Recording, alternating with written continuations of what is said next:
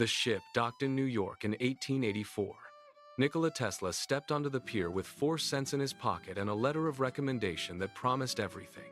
He walked straight into the office of Thomas Edison, laying out a vision for a world powered by alternating current. Edison did not look up from his desk.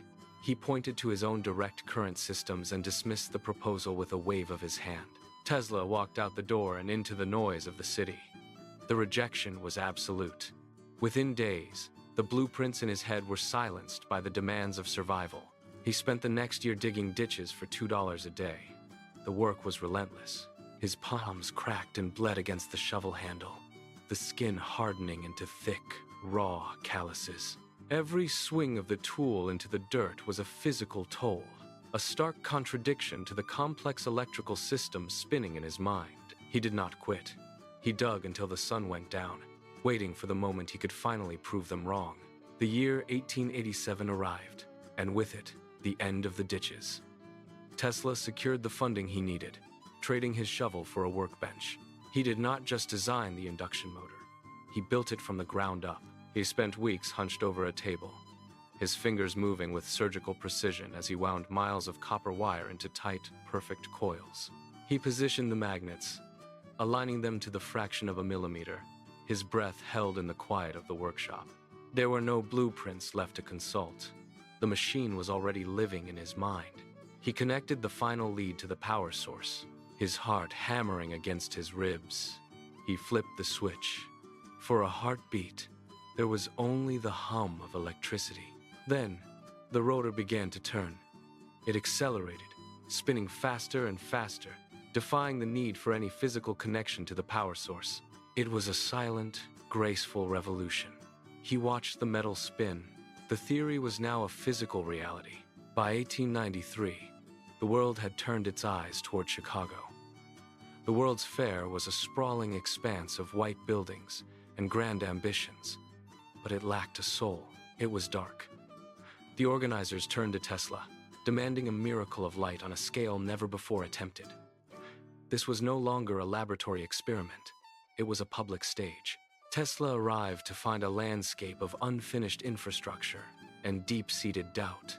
Critics whispered that his alternating current was a dangerous gamble, a volatile force that would fail the moment the load became too great. He ignored the noise.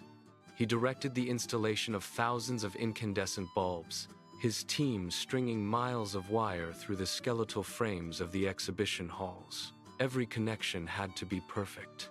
Every circuit had to hold under the immense pressure of the city's demand. He spent his days inspecting the terminals, his hands steady despite the exhaustion.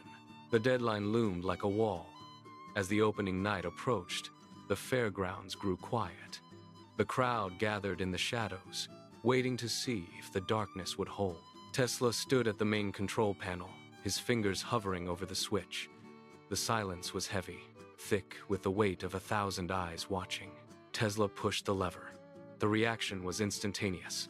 Thousands of incandescent bulbs flared to life in a single, blinding wave, turning the night into high noon. The crowd let out a collective gasp as the darkness evaporated, replaced by a steady, brilliant glow. He had proven it. The world was no longer afraid of the current. They were captivated by it. But for Tesla, the victory was merely a stepping stone. He left the lights of Chicago behind. Driven by a vision that reached far beyond wires and bulbs, he moved his operations to the high, thin air of Colorado Springs.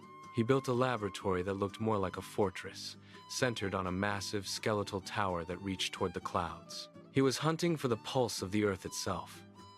Inside the lab, he threw the master switch. The air crackled with ozone.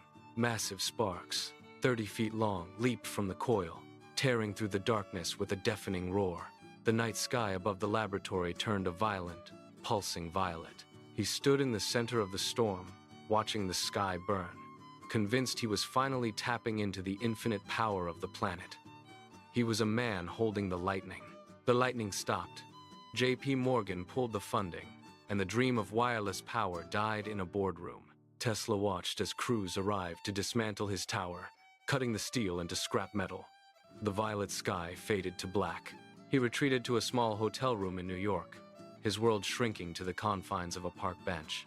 He spent his final years surrounded by pigeons, a quiet figure in a city he had helped illuminate. He died alone, leaving behind hundreds of patents that formed the skeleton of the modern age. Yet, the silence of his end is deceptive. Every time a light switch is flipped, the current flows through the legacy of a man who saw the future.